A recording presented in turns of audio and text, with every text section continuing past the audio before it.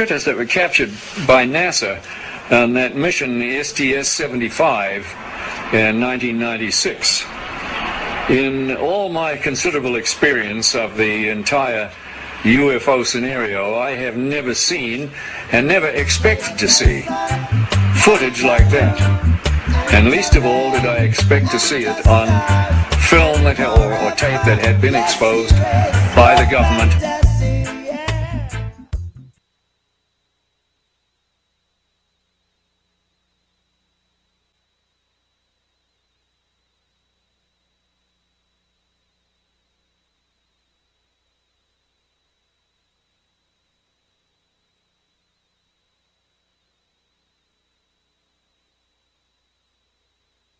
Just like in space.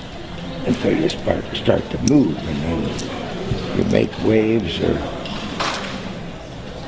it's not quite the same as total floating.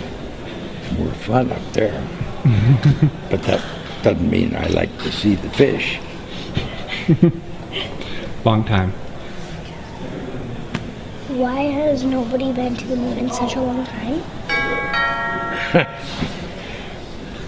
That's not an 8-year-old's question.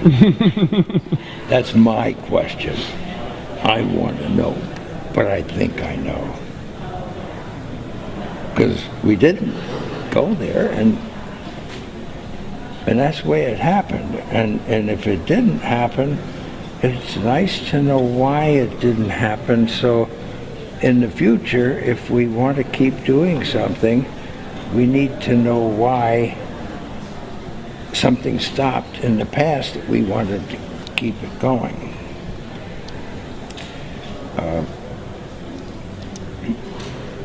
Money is a good thing.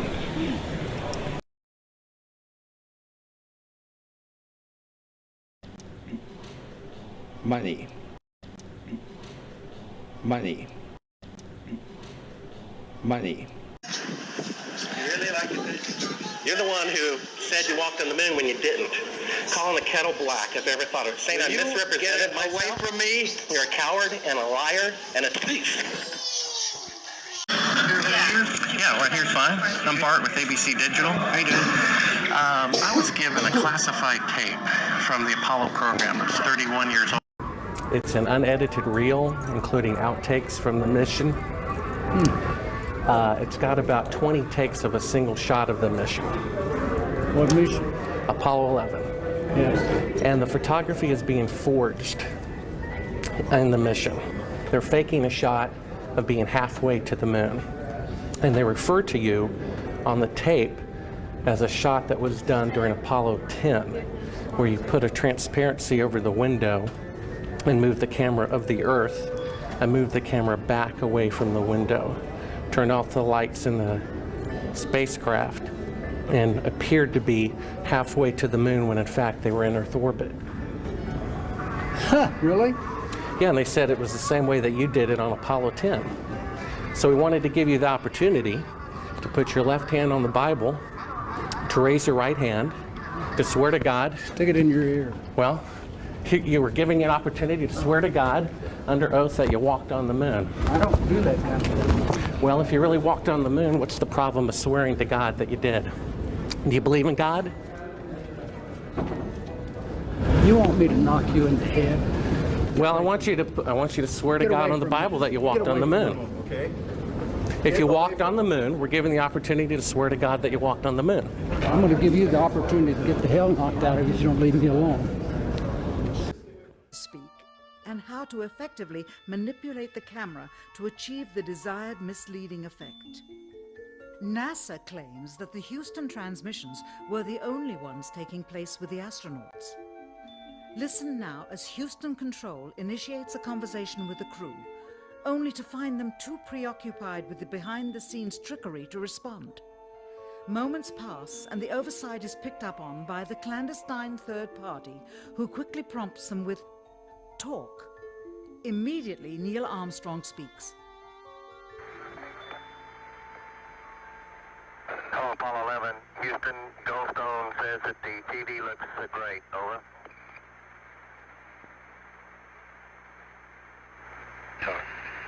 Okay, Roger, we're coming in on Earth.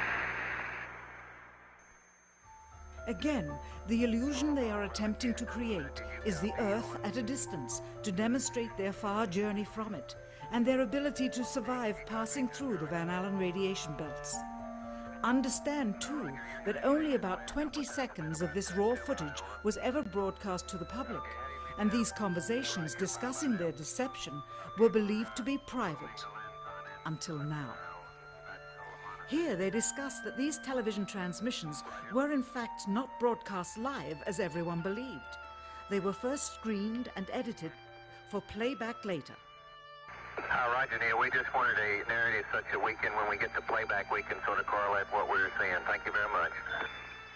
Here they discuss the fact that they have turned out the lights and have blocked out sunlight from entering the spacecraft through the other windows as to not cause any reflected light to fall onto the spacecraft's wall in the foreground. Okay, very good. Well, we shut out the sun coming in some of the other windows into the spacecraft, so it's looking through the number one window, and there isn't any reflected light. The reason this was done is so that the truth of the matter would not be revealed. It is this.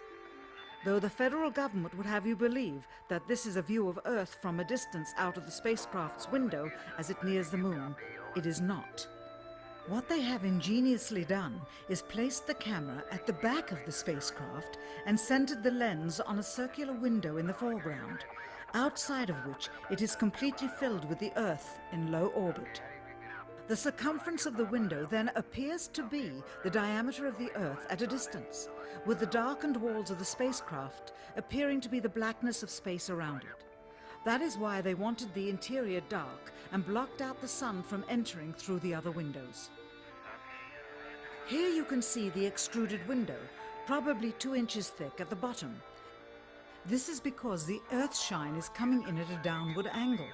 It also causes the Earth to appear to be an irregularly shaped circle, for you are seeing the outside of the window at the bottom and the inside of the window at the top, which together form 2 different sized halves of a circle. Subsequently, this take was never used.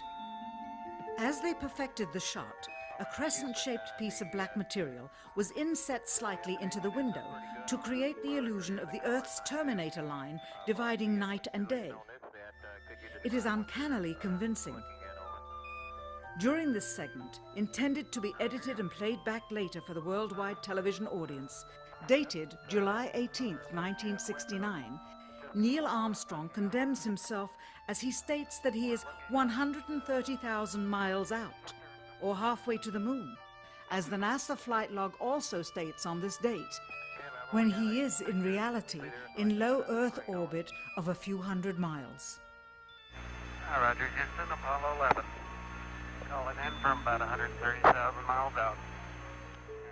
Here, during another segment, also intended to air after review, Neil Armstrong falsely explains to the viewers how the shot is attained by putting the camera's lens to the window's glass, as it would have to be if they were the claimed distance away from the Earth. We only have one window that has a view of the Earth, and it's filled up with a TV camera. If the window was completely filled up with a TV camera, as he stated, then an astronaut's arm would not be able to get between the camera and the window, as it obviously does here in this outtake. South America becomes invisible just off beyond the Terminator or inside the shadow.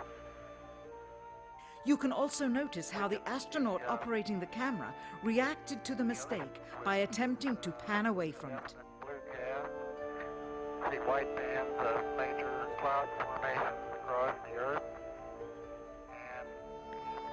This is a segment that they believed wasn't even being recorded, much less suitable for broadcast, for the lens was being zoomed out and the scene was being changed to that of an interior of the astronauts at work, and apparently the stop button popped back up on the recorder without notice. Here is the diffused work light that they used to see camera controls, but not throw light onto the spacecraft's wall. Here they remove part of the crescent insert.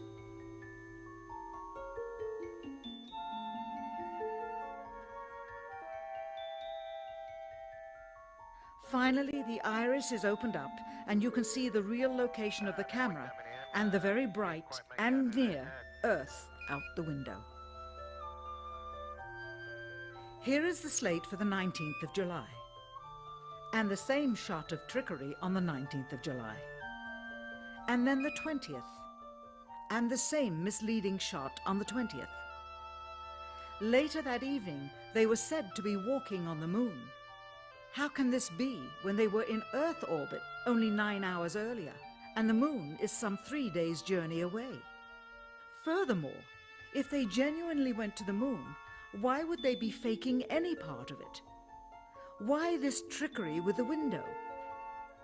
By faking being halfway to the moon, it becomes apparent that they did so because they could not even go halfway. It thus confirms that the stumbling block to their success was the lethal radiation of the Van Allen radiation belts. Since the same equipment was used on the subsequent missions in the 40 months that followed, none of them could have gone to the moon. They only increased their proficiency at staging them. When some TV viewers of the second manned mission to the moon telephoned the networks complaining that reruns of I Love Lucy were being interrupted, it became clear that for the taxpayers, once was enough. But it wasn't enough for the government and contractors. Billions of dollars of pure profit went with each return. How coincidental that the following mission would have the element of life and death jeopardy. Apollo 13. Now the public would take going to the moon more seriously and be reconnected with the drama. We now realize that perhaps the reason Neil Armstrong has never given an on-camera interview is because he doesn't want to lie anymore. What threats may have been made upon such honorable men or their families to possess their reluctant cooperation and later ill feelings towards perpetuating this still darkened hour in American history. NASA's highest-ranking official, James Webb, resigned without explanation just days before the first Apollo mission. Why, when he was on the threshold of achieving the greatest accomplishment of his career? All 3 Apollo 11 astronauts also resigned shortly after their return. On the 25th anniversary of the event in 1994, Neil Armstrong made a rare public appearance and held back tears as he spoke these brief cryptic remarks before the next generation of taxpayers as they toured the White House. Today we have with us a group of students among America's best. To you we say, we have only completed a beginning. We leave you much that is undone. There are great ideas undiscovered, breakthroughs available to those who can remove one of truth's protective layers. He is that layer. Perhaps someday soon, with the uncovering of this footage and its meaning, the true patriots of America will rise up or come forward and free the citizens and themselves from the sin that so easily entangles and from a federal government that needs to have the gangrene cut off. Armstrong, Bart Sibrel, ABC Digital. Wanted to give you the opportunity to swear on the Bible that you walked on the moon.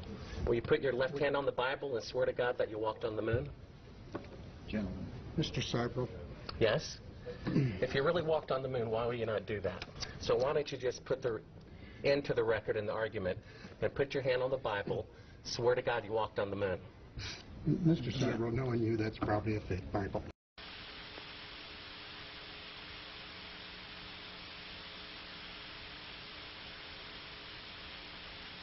We are currently receiving downlink from Discovery as it passes over the Pacific Ocean. Once again, the Cirrus is part of the AFP 675. The problems that have occurred with the 2 tape recorders on AFP 675 have had no impact on Cirrus. Cirrus is performing quite well. The community, the payload community, working with that particular instrument is very happy with the data that they've received.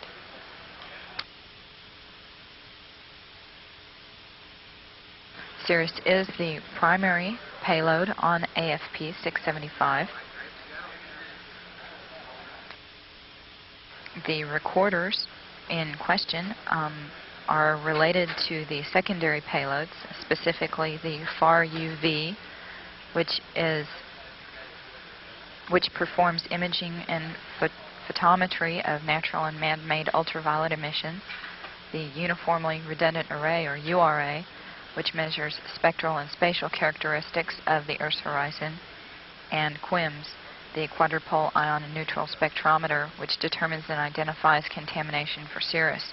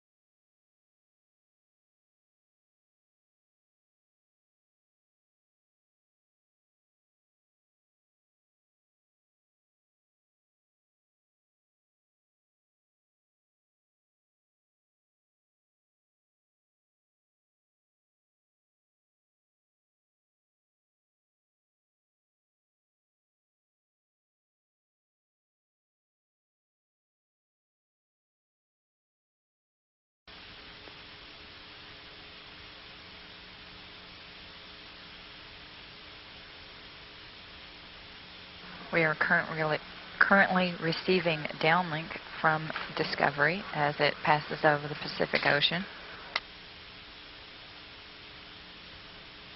Once again, the Cirrus is part of the AFP 675.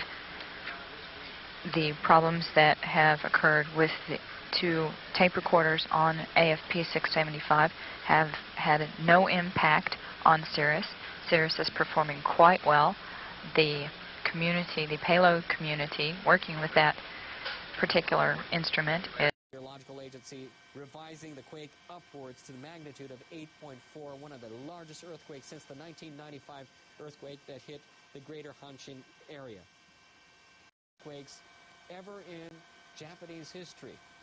It's a 7 on the Japanese seismic scale of 0 to 7. That is the same size earthquake as one of the quakes ever in Japanese history. It's a 7 on the Japanese seismic scale of 0 to 7. That is the same size earthquake as one as.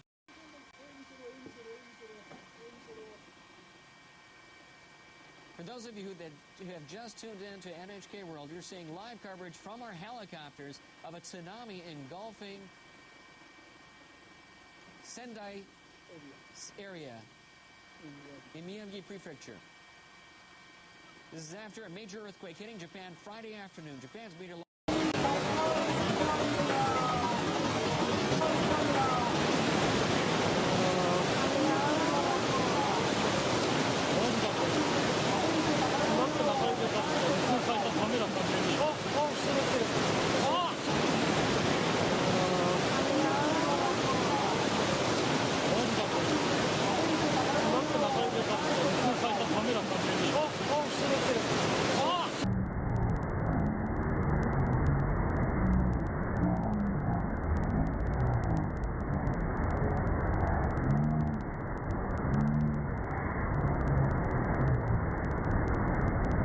Marcus Island, the Northern Marianas, Guam, Wake Island, and Taiwan.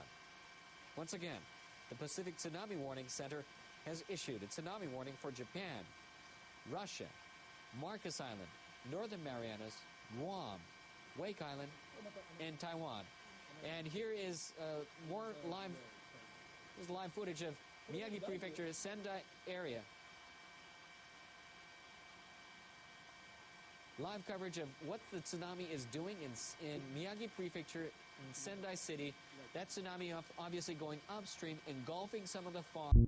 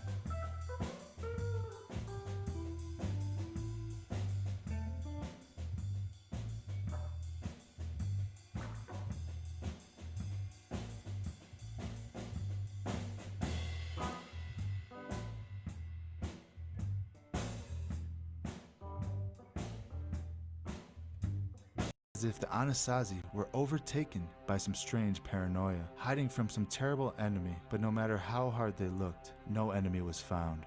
Or was it?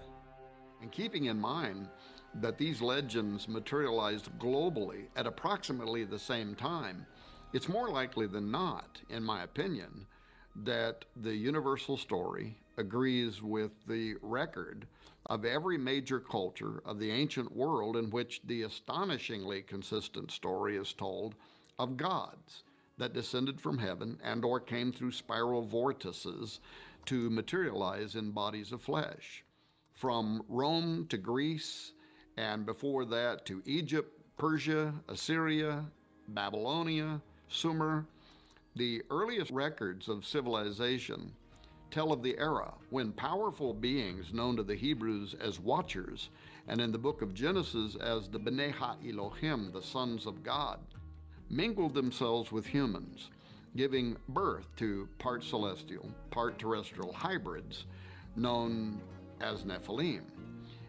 The Bible says this happened when men began to increase on earth and daughters were born to them, when the sons of God saw the women's beauty, and they took wives from among them to sire their unusual offspring. I believe a record of this first incursion of hybrid humans and six-toed giants is recorded in Genesis 6:4, when it says there were giants in the earth in those days. It's a film that deals with a very much political, paranormal conspiracy. We made Higher Entities for a lot of different reasons. The timing of Higher Entities could not have been better because we're dealing with a film that it digs deep into these areas of government alien entity connections. Now, why is that important? Because we're living in a time where we understand that the Antichrist is coming on the face of the earth. There will be an Antichrist. And we know that he has fallen angels that are going to be working with him. You know, he's going to have a demonic army. He's going to have all types of lying signs and wonders. The Bible talks about these lying signs and wonders. And if it were possible, the elect would be deceived by his cunning. I believe the aliens in the last days, which we don't really believe them to be space aliens, and we'll get into that here in a few minutes, but I believe that the alien entities, the higher entities, they will likely use some type of a cataclysmic event, something major, whether it's real or synthetic. You know, we know about Project Bluebeam. We know about technology where they can project an image in the sky. There's going to be things that come upon this earth that are going to cause men's hearts to fail them. And so, like right now, everybody is consumed with this Western civilization of idea of, going to work and coming home and watching the ball game and getting married, 2.5 kids, dog and a cat, that whole deal. There's no room for supernaturalism there. But when that does take place, it's going to flip the world on its head. And so I think that this is kind of like we've already seen like a soft disclosure take place. And I think it's prepping the world for that. But even more so, I believe that it's tying into what the Bible says is going to take place. And ultimately, it's going to be pointing the world towards an Antichrist, towards a false prophet promoting that Antichrist. He's going to be able to call fire down from heaven. It's going to be some supernatural feats taking place in the eyes of men. And so if the world doesn't have a supernatural worldview, that's going to give it to them. I think that all this is going to culminate pointing people to this so-called messianic figure that's going to be in the place of Christ. And for the church, the big thing on that end of things is that if they don't have a supernatural worldview, if they see this coming upon the world, if just specifically in Matthew 24, people claiming to be anointed, people claiming to be Messiah, which is just another word for anointed, and underneath that, anointed for an office, they're going to be coming in the name of Jesus. So they get their foot inside the church doors and they're saying they're anointed, and they're going to be doing crazy lying signs and wonders. And so that would be believing in what they see and what they experience versus having faith in God and His Word. No, Jesus said that there's coming a time where they're going to say to Him, "Lord, Lord, I did all this good stuff in your name." the thing that gets my attention there is that he mentioned some specifics like casting out demons in your name. I mean, there's a major denomination right now that they make their big deal on casting out demons. There's a couple of them, actually. There's going to be people that think they're operating in spiritual gifts, yet Jesus is going to say, I never knew you. But what we're talking about with this alien idea, the aliens are going to be giving different types of experiences to people. This is what people have to understand. The experiences have to be tested with Scripture. Because otherwise we're going to accept them because they're supernatural experiences, whether it's a supernatural healing, whether it's some type of a prophetic event where they speak a word of knowledge or they know something about your history, whatever it may be. The aliens could have a cure for cancer. The aliens. These higher entities are coming from a different place than us. They're not earthborn. The only ones that could be earthborn would be the demons, which came through the line of the Nephilim. And obviously that's a little bit of a different scenario. It ties in together. But with higher entities, we're dealing with, there is a group that we tracked in this film called the Collins Elite. And the idea was trying to answer the question, were there events in history where the American government was working with entities? That was kind of the beginning of this research. And if so, what happened? Can we validate this? What came of that? But also, were there factions in the government who stood up against these things? That was the premise of this film. And we started off by talking about a group known as the Collins Elite. Now, let's just go back in time. There was an event that took place back in the late 40s known as the Babylon Working Ritual. Now, this was a ritual that was carried out by Jack Parsons, JPL. People will even to this day say that JPL stands for Jack Parsons Laboratories, but on paper it's Jet Propulsion Laboratories. JPL is major. It's a historic, so much surrounding this, so much history here. Jack Parsons was not professionally trained, yet he was tapping into high technology and building rockets. How do you do that without any type of formal training? There were no rocket programs in America before Jack Parsons. This is paramount to understand. This guy was tapping into theosophy, Thelema, the religion of Aleister Crowley. He was a disciple of Aleister Crowley, and he was working with L. Ron Hubbard, who was the founder of Scientology. Interestingly, not only did L. Ron Hubbard start Scientology, but he was a science fiction writer. The movie Battlefield Earth with John Travolta, well, that was written by L. Ron Hubbard. Interestingly also, John Travolta is a Scientologist, right? Now, I mention this because this is a man who writes science fiction, yet he started a religion based on science fiction. There has to be something in there where he's getting these clues and these ideas. He's getting these from another realm. From that point, they ripped a hole open into space-time. And from that point afterwards, you had, regardless of what Parsons actually successfully completed during that with the Whore of Babylon and different things, after that you had the Roswell incident. You had the Kenneth Arnold sightings. You had in '53 there was the swarm of UFOs that flew over the White House, and so there's this unleashing of supernatural activity that took place after that ritual was performed. Babylon Working was successful according to Jack Parsons. Matter of fact, Parsons said in his Antichrist Manifesto that they were successful and that a child was conceived in that act, and that there was a spirit known as Hilarion. The Whore of Babylon was what they were trying to bring about. They believed what we believe, in that America was the final Babylon. Like, this was the revived Babylon. They believed it, and they were occultists. We're Christians, and we believe it. There's evidence to back this up. But yes, let's backtrack just for a second. What happened was they opened up this portal. They created a rift, and entities began to come through. Not just this Whore of Babylon being birthed, but other entities, because people all over the place started having paranormal encounters, and they began to report this to law enforcement, report this to the FBI, report this to whatever agency they could get in touch with.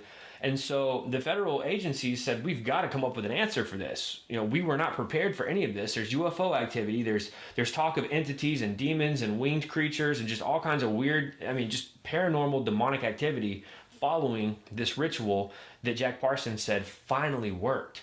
Wow. They did the ritual for a couple years. It finally worked, finally stuck. And that's what a scientist does. A scientist is going to work at something. He's going to work at that hypothesis until it's proven true or false.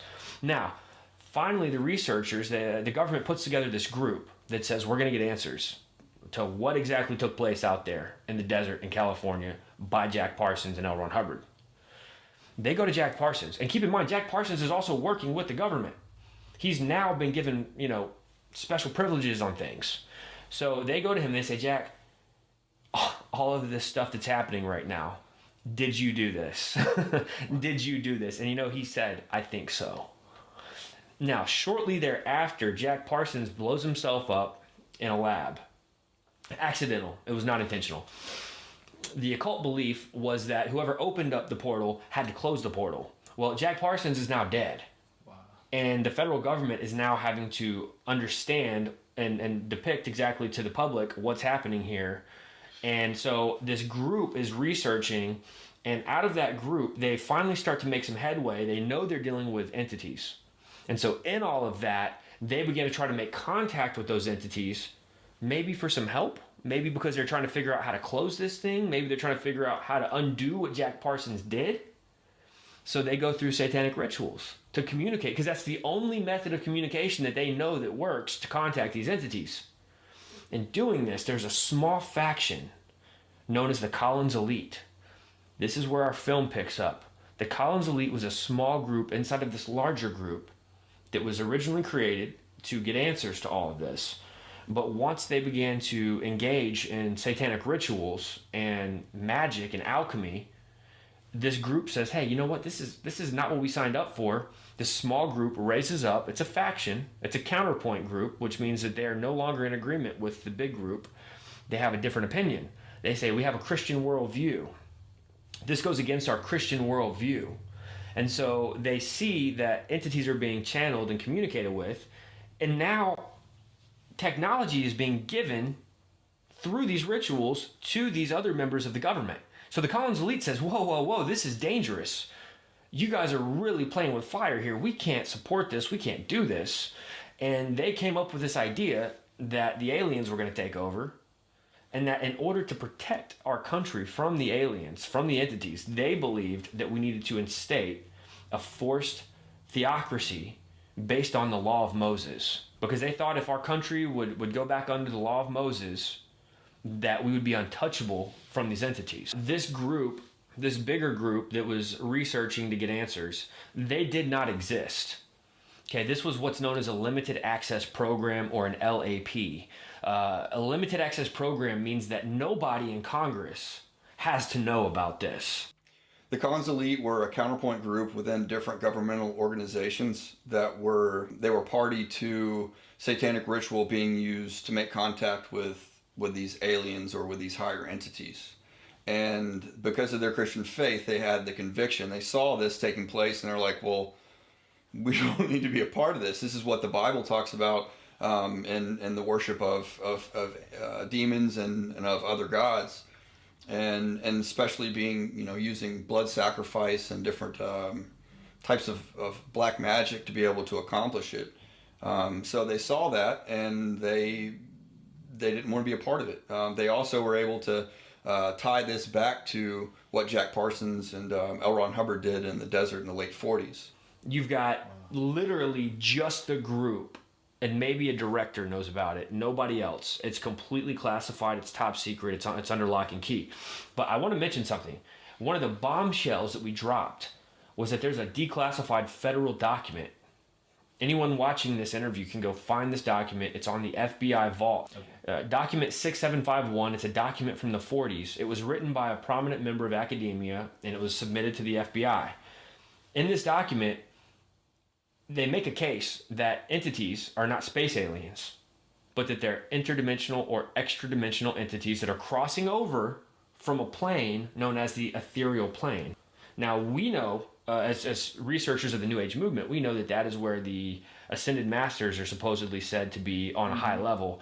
This ethereal plane is very popular. When you talk to people who astral project, people who channel, people who remote view, people who want to tap in or go on a trip, an ayahuasca trip, a DMT trip. Ayahuasca, different trips, DMT, that does allow you to cross over, or allows a person to cross over into those dimensions.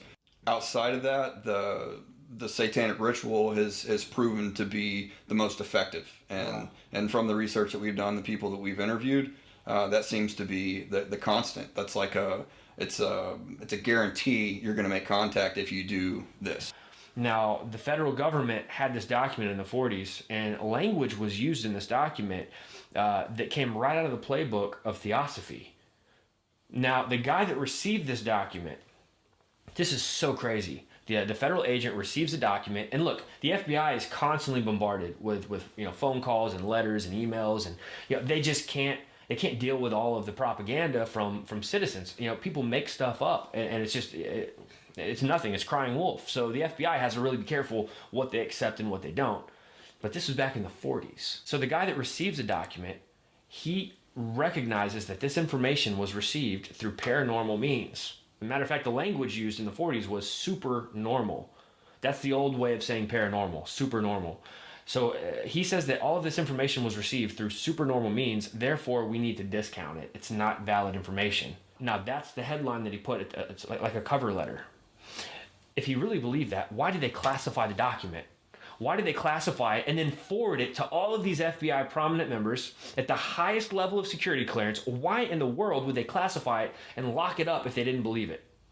It wasn't until years later that they declassified document 6751. And I read this document and I'm thinking, okay, since the 40s, the federal government at the highest levels have known that these are not space aliens, that these are entities coming from another dimension.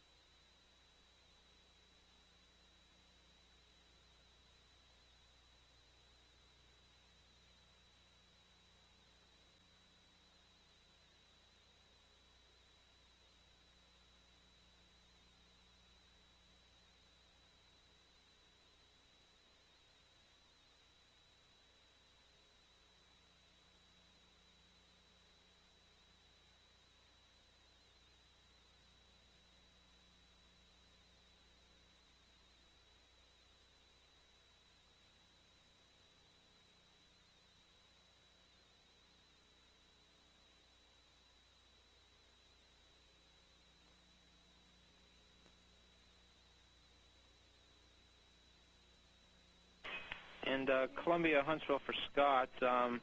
If you haven't adjusted the 35 millimeter intervalometer yet, you could adjust that to 2 seconds. If you've already passed that step, that's no problem, and you can proceed.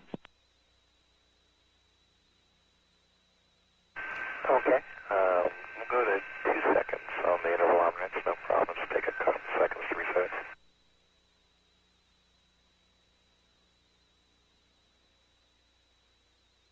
And is sample 7 looks like a different material than the last one?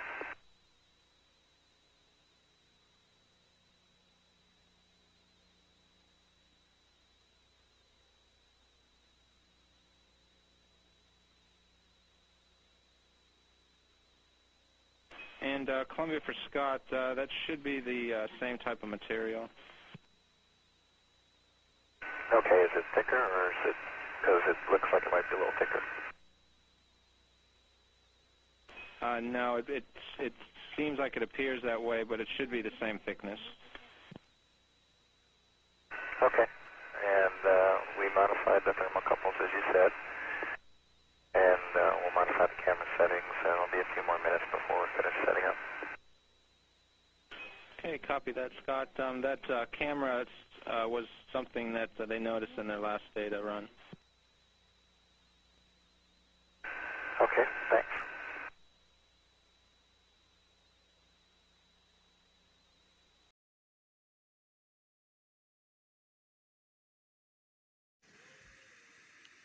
First book of Moses, Genesis. In the beginning, God created the heavens and the earth. The earth was without form and void, and darkness was upon the face of the deep, and the Spirit of God was moving over the face of the waters. And God said, Let there be light, and there was light. And God saw the light was good, and God separated the light from the darkness. And God called the light day, and the darkness he called night. And there was an evening and there was a morning one day.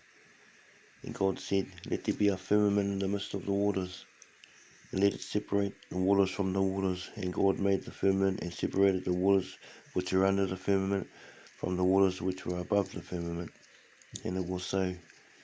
And God called the firmament heaven. And there was an evening and there was a morning, a second day.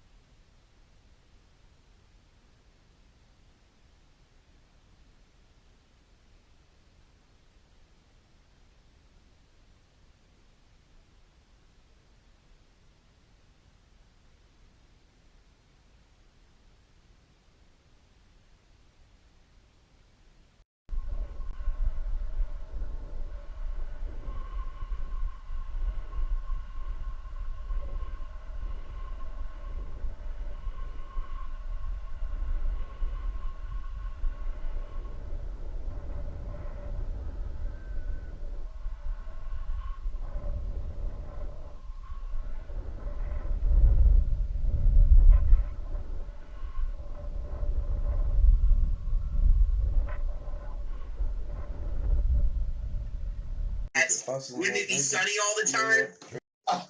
I mean, have they ever even thought about it? Well, if you'd let me finish, the reason you'd even think the sun would be visible from anywhere on Earth is because of the images they have shown you. No one promoting this bull stands for truth. You can keep believing in your fantasy gas ball 93 million miles away. You can keep believing in your fantasy gas ball. While we keep experimenting to try and figure out what the sun actually is, and how close it could be. With a local hotspot, it should be easy to comprehend that the sun is small and close to you. To put that in perspective, imagine a table 2 meters wide in a completely dark room, and you're holding a small but very bright light bulb, 3.4 millimeters across, and you are holding it about 31 centimeters above the table. What you'd see is a circular pool of light directly on the table, beneath the light bulb. But on the other side of the table, it would be in darkness. Now, it seems to our mind that if you were on the other side of the table, you would see the light because it's, above the table. But that's not true, because on that part of the table, it's in darkness, meaning that the light isn't physically reaching that part of the tabletop. Your senses are correct. We're also told that the sun sets because as the Earth rotates us away from the sun, it's actually obscured by the physical curvature of the Earth. That's not what we see. What we see is a local sun that is taking its local light with it. What happened to the horizon glowing across half of the world? Most sunsets are already fading through pollution, dander, chemtrails, and fog. Plus, refraction will always make the sun seem like it's going down, as well as your perspective. it would appear to sink down in your field of view. That's perspective. The further away you get from it, the lower it will appear.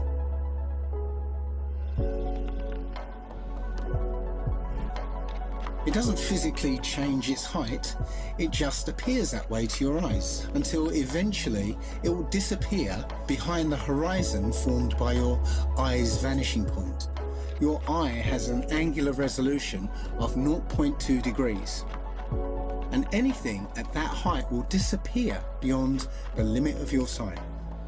Many times we can see time-lapse footage of the sun that shows it getting smaller as it moves away from us. Now, that's not always the case, since the sun is travelling around the North Pole. The closer you are to the north, the less you'll see the size change. But from locations beyond the equator, you'll absolutely see the sun's size change. And that could never ever happen if the sun was 93 million miles away. You wouldn't see the sun change at all. Our eyes cannot see farther than what they were designed to see, but that is no reason to keep them closed. There's also an effect that occurs under certain conditions called atmospheric lensing, where the sheer amount of atmosphere, as well as the rain between you and the sun, acts like a lens and a prism, magnifying it greatly, which leads to another observational proof that the sun setting is an optical effect.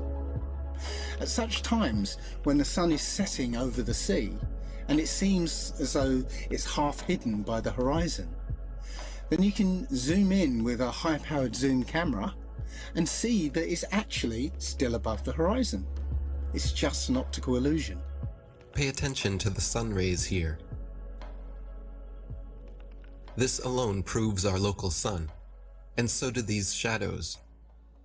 So what about the moon? We all witness the moon only illuminating the local clouds around it.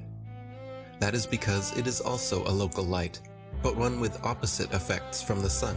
As we can all agree, shade from the sun is cooler than direct sunlight. But did you know the moon's shade is actually warmer than direct moonlight? The moon produces cold light, something the science priests must have forgotten to teach us all about in school. Not only that, but at times we can see stars through the moon, proving it is not some solid rock 238,900 miles away. In the 60s, true science regarding the moon was the shadow band topic of its era. I consider myself to be an ordinary, humble person who wants to serve mankind with what man has striven for from the beginning of consciousness, with truth and understanding of the world. Well, now, one thing, you have a theory about the moon, and we expect to be able to get observable facts about the moon fairly soon. What is your theory? Well, it is by now rather more than a theory. 10 or 11 years ago, I stated to various scientists that the moon is not a piece of rock, but it is plasma, cosmic plasma. Gravitational theories are out, and the new concept of the cosmos and of its laws has to be evolved. This fact will eventually be confirmed. I made certain predictions which were already confirmed in 1958, and the situation now is coming close to a complete confirmation. What will be the result if you're proved to be correct in your theories? The result will be profound and decisive, because if the moon is a plasma, no man will ever land on it. And The Americans and Russians are thinking of landing men on it. well, that will never happen. People actually believe they walked on the moon, talked with Nixon, played golf, drove a car, and planted a flag. If you really believe that Neil Armstrong took the first step, then why do you give any credit to the cameraman already there waiting for him? These guys were all US military men coerced into acting. They wanted the money and power that came with the deal, of course. The problem was, they were terrible actors. They couldn't even pretend to be excited, knowing they were lying to the world. But the show had to go on. Michael Collins and Neil Armstrong rarely spoke in public about it, but there was one man not shy about lying to your face. The spokesperson for the Apollo deception. It's my pleasure to present Colonel Edwin Aldrin. No handshake? Hug? Smile? Their facial expressions are similar to those experiencing constipation, not celebrating an accomplishment. Distinguished ladies and gentlemen, it is with a great sense of pride as an American and with humility as a human being that I say to you today what no men have been privileged to say before. We walked on the moon. I mean, they couldn't pay them enough to look up and smile? Society has always debated these planned Apollo events since day one, never imagining then that almost 50 years later, they haven't had the balls to fake another.